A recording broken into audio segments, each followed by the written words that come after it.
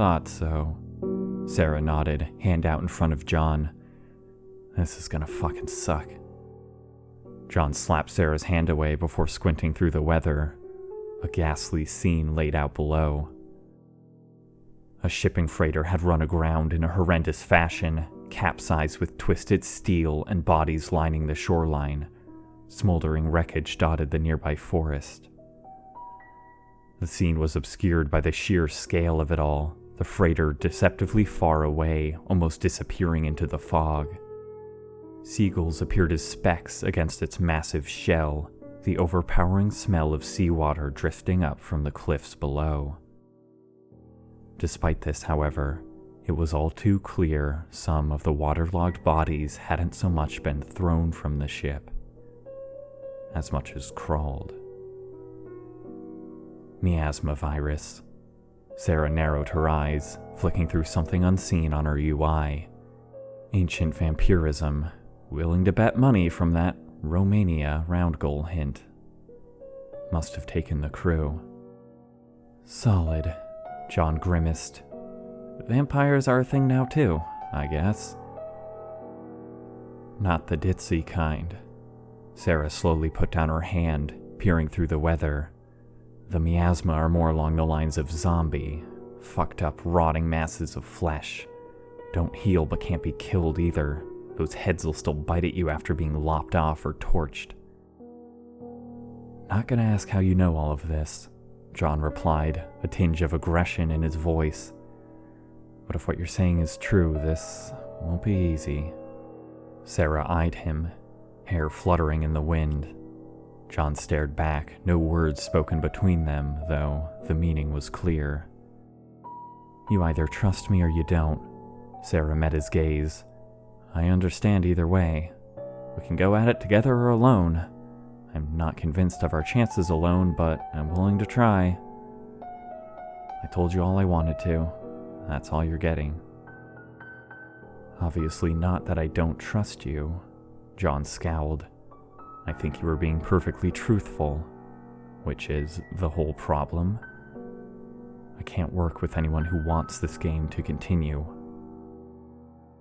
He gritted his teeth, running his hand through his hair and glancing back at the decaying freighter. Finally, he returned his gaze to Sarah, sighing. If you don't mind the fact that I might try to kill you eventually, John spoke, then we better stop wasting time and get going. Sure, Sarah nodded, looking back to John before they both began slowly trekking down the near cliff face. I would hope you would consider me useful until you're forced to act, however. Our goals align until the very end. I, of course, will be attempting to kill you when that time arrives as well. I'd feel bad if you didn't fight back. John stumbled before Sarah caught him. In the meantime, I'd more so like to know what good I am to you. Oh? Sarah cocked an eyebrow, carefully dropping down from a snow bluff. You know full well. Don't think so. John narrowed his eyes, following down significantly less gracefully. Humor me. Well, if I say it, Sarah grinned, it obviously won't work anymore. Audience control, let's say. Pathetic. John brushed past her. We'll see how far that gets you. You asked. Sarah rolled her eyes, jogging to catch up to a John that had suddenly stopped dead. A form was crouched in a mangled tree just ahead, nearly entirely obscured by shadow. Its face was ghastly pale, dark sunken eyes a grisly bile yellow. Gnarled hands held it in a contorted position, wind whipping at tattered flesh and exposed bone. Well, cool. Sarah stopped beside John to grimace at the creature. Can only assume we're surrounded by now. You'd think flanking was going out of style the way these guys roll. John whirled around, seeing nothing in the blinding wind. Trees creaked and swayed around them, too much movement to pinpoint anything. Thing is, Sarah slowly adjusted a nail gun from her puppet and continued walking forward, much to John's horror. Unlike zombies, the miasma virus doesn't make the hosts morons. They're just about as dumb or smart as they were when alive. What I'm getting at is, unless this was a boat full of hyper-intelligent karate masters, we're more a threat to them than they are to us. And they know it. Unless they can sneak up on us, I doubt they'll try anything. She glanced behind herself at John, motioning him forward. Same rules as any place you're not supposed to be, she continued as I walked right past the corpse, its eyes slowly following them. Act confident and pretend you know what you're doing. If one gets daring, we make an example of it. We'll move on to easier prey soon enough. Easier prey? John hissed, getting close to Sarah and glancing behind himself. Not sure there's much else out here. Dead flesh is still flesh. Sarah smirked at how John nervously clung to her. Ever heard of the Donner Party? I'll bet there were a few more miasma around here before we arrived. We turned them on each other? John stiffened his walk as several more corpses loomed ahead between gnarled trees, standing motionless. A glance behind himself caused several more silhouetted figures to dart off the path. I'm saying we see what happens. Sarah retained an utterly calm composure. Though there's also a possibility they team up to overwhelm us. That's why it's important we brutalize the first one to attack, dissuade the rest from swarming. Either way, we're either making this without a scratch, or we die gruesomely. I'd say it's about the same odds as normal, wouldn't you? John swallowed, nervously working his puppet's mouth open and closed. Every other tree now seemed to inhabit a corpse, hideous yellow eyes dotting the forest like fireflies. You can hold my hand if you want. Sarah raised an eyebrow, grinning. John scowled, tightening his posture and lowering his puppet. We're almost there. He measured his tone. Even if they swarm, we can take them. We can do this. Well, Sarah smirked. All it takes is a good scratch or some infected blood in your eye. It's the disease, after all, though not something the puppet healing factor can correct. Technically, being two of the three humans in this game, I suppose we'd come back as vampiric miasma and stay as immortal contestants. She thought for a moment. Of course, she continued, if we let that happen willingly, it'd be considered suicide. Immediate elimination. Bit of a gray area there. Ponder would probably just consider you dead even if you didn't mean for it to happen. You'd have to be truly immobile and helpless due to something unrelated to the miasma to be infected legally, I guess. Very specific hypothetical. John glanced behind himself. It's what I do. Sarah shrugged, changing direction slightly as a corpse stood directly in the path. Not that anyone would be smart enough, or crazy enough besides me, to figure that out. Callie frowned slightly as she stepped over smoldering corpses, severed heads and grasping hands squished beneath her feet. Other miasma now nervously followed far away, dashing out of view as Callie glanced around. Her chain shrieked with distortions, infected blood vaporizing in twisted tendrils around her. She could immediately hear the crash of the surf as she rounded a rocky bluff, the freighter looming into view directly overhead. Several mangled corpses lay in gnarled heaps before Kelly pivoted, letting loose a violent slash of distorted air. The nearest corpse exploded with smoldering flesh, the surrounding bodies scrambling for their lives like flies. Callie lifted a dismembered creature's head with distortions before crushing its still gnashing skull like a tin can. She glared behind herself to again watch several other creatures dart behind rocks. Annoying, she hissed to herself, continuing toward the freighter with a clear path. 20 minutes left. She's smarter than that. John shook his head. I doubt she'll kill any more miasma than she has to. She won't do anything to make it easier for us to get on the boat. Just getting close is going to take some house cleaning, Sarah replied, squinting at Callie's form approaching the freighter below. She'll have to kill at least a few just to stay alive inside. I say we wait outside for as long as possible. I'm still convinced Ponder will have a trick up his sleeve for the final few minutes. Something tells me we don't want to be around other players in close quarters when he unveils it. John thought carefully, eyes flashing behind himself.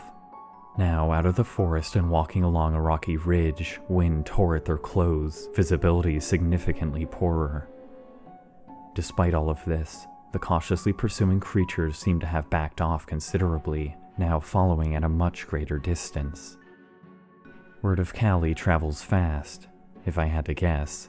Sarah noticed as well. Don't blame him, that chick is scary. They must think we're telekinetic too.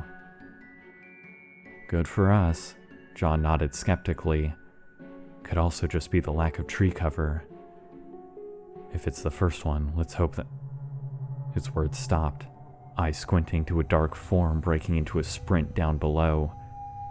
It seemed erratic and disturbingly aimless at first before its gnarled hands latched onto the cliff face. It began scrambling upwards at a haunting pace, bloodshot eyes burning with intensity. Whoa, easy, John swallowed, watching it lose its grip and nearly fall several times. This one's bold. Sarah barely glanced, shrugging. We don't want to be the first to attack. If it gets too close, we'll go from there. John's gaze was so focused on the frantically crawling creature that it was some time before he stole a glance behind himself.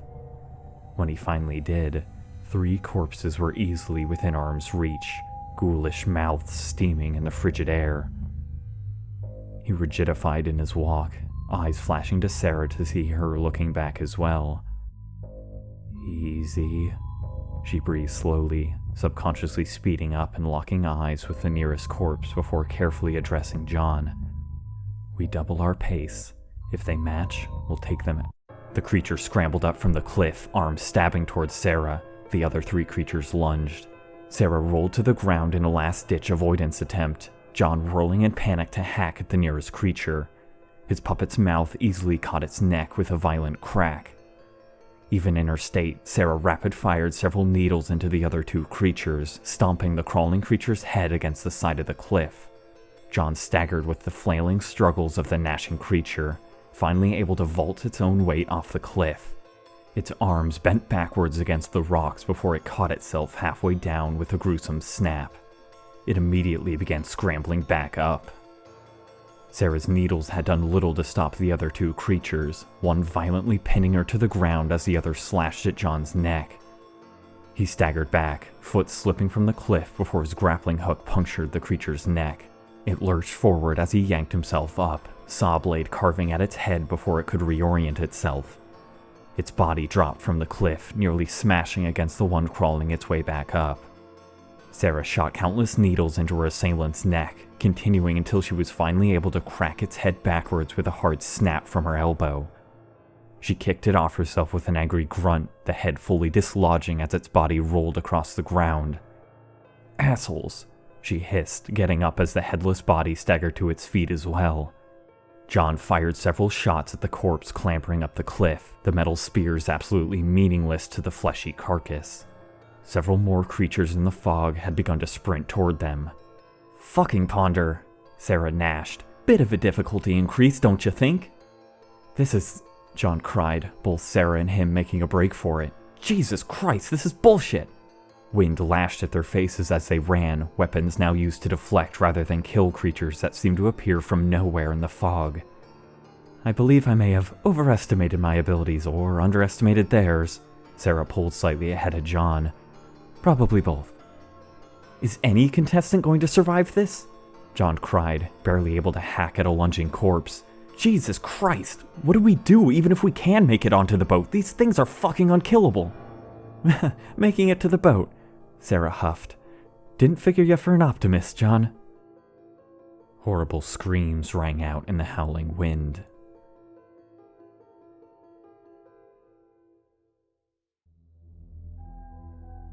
Callie slashed open a rusted metal door, the ship creaking and groaning around her. Water sloshed just underfoot, dancing caustics layering the metal ceiling. Several creatures huddled in the dark shadows, bile eyes watching Callie pass only to be eviscerated as she hacked them apart. Blood stained the water red, clattering resounding all around the ship as countless forms scrambled and reoriented. Finally, Callie's shadow crested over the captain's wheelhouse, the heavy door warping with heat before she slammed it open.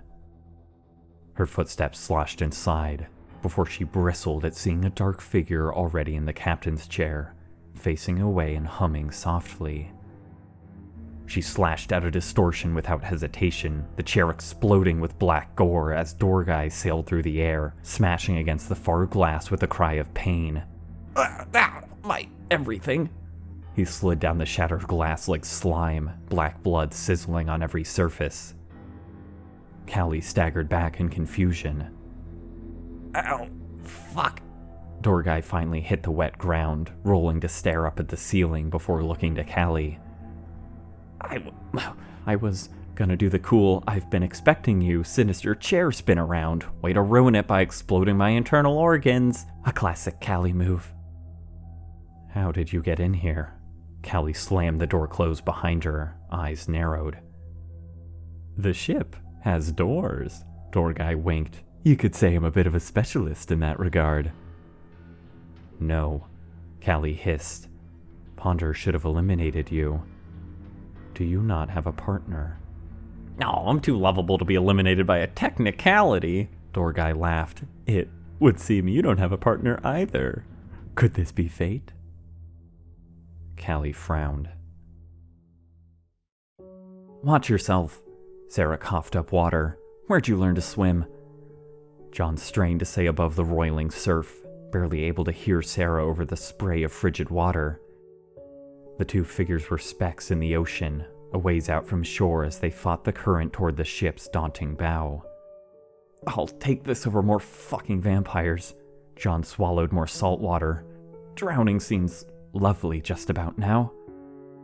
What? Sarah called over the wind and rain, frozen hair plastered to her face as she finally put out a hand to brace against a section of the hull.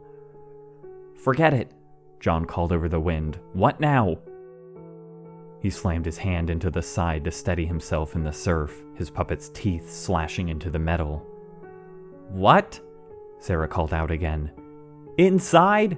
John just called louder, gesturing around him. Your plan? Sarah simply pointed upwards. John let out a pained sigh.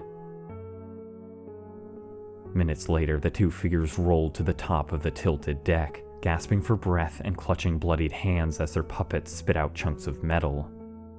Sarah's clothes clung to her like saran wrap, John's shirt solidifying into a block of ice the second the gusting wind hit it. Both were deathly pale, several minutes spent simply catching their breath. Finally, however, John struggled to his feet, shakily grasping a railing above Sarah and offering her a hand. I'm cool here, she smirked, ignoring his hand and taking another deep breath. Relax a bit, my dude. See any miasma up here? John scanned carefully, having to wince through the buffeting wind. The deck appeared deserted, his eyes instead fixating on Sarah as he turned back around. Betting we're safer here than down in the bowels, the girl continued, carefully sitting up and coughing up seawater. For now, at least. Pretty sure this counts as on the boat. Sarah, John's eyes narrowed. How long does it take for... Ding dong! Ponder's voice cracked through their UIs, the entire world seeming to snap into slow motion. 10 minutes remaining. You know what that means? Oh, fucking course. Sarah's eyes narrowed. Player killing is now legal. Ponder cackled excitedly. Hope you didn't get too chummy with your partner, because they might not feel the same way about you. Anyone not on the boat in 10 minutes is eliminated, but the boat itself just got a whole lot less safe. Silence. What? Ponder's voice slowly sizzled back. I don't hear any gasps of shock and horror. Are your microphones on? More silence. Too predictable. Ponder's voice grew more agitated. Everyone saw this coming, huh? You know what? Whatever. Not every episode is a winner, okay? I hope you all fucking die.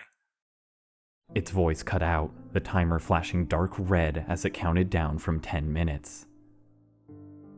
Below deck, door guy paled, flirty stance immediately changing to horror. "Now, Callie," he chuckled nervously. "Remember the good times we had?" The girl immediately rushed forward, a speared chain puncturing into the metal beside door guy. He flailed hysterically to escape, distortive explosions tearing apart the entire captain's room. He nearly made it to the closed door before Callie hacked a sheared-off portion of the command console at his legs. The twirling metal severed the limbs with an explosion of black gore, sending him pinwheeling into the door with a hard crack. "Ow, fuck a duck!" He rolled to his side, hands slapping at the door handle. "The irony of dying here!" Is this irony? I don't know what irony is. Callie stepped forward, water spiraling into the air by her feet. "Before you die," she hissed, chains flaring as she pinned him against the door with distortions powerful enough to flatten his skull. "Tell me what you did for Ponder to win his favor." "Excuse?" Dorguy gagged on his own black, bubbling blood, twisting against her restraints. Callie wrenched his arm from its socket with a chain, slamming him against the door again. "The rules state that there must be an even number of contestants," Callie hissed. "What favor did you trade to survive?" "Maybe the audience just loves me too much," Dorguy grinned. "Maybe you just love me too." "I have no time for this," Callie snapped, 4 chain tendrils arcing to stab into his chest with an eruption of heat. His eyes bulged, blood spewing from his lips. "I will rip you apart." Callie continued coldly, lifting his limp body upwards. Her sizzling green eyes showed no signs of life. "Implying you'll spare me, should I answer your silly question?" Dorguy grinned half-heartedly. and I thought I was the funny one. Callie pivoted violently, wrenching Dorguy in every direction. Black blood painted the walls, chunks of flesh splashing into the shallow water. She wiped some of the substance from her face, glowing chains splashing back into the water with an explosion of steam.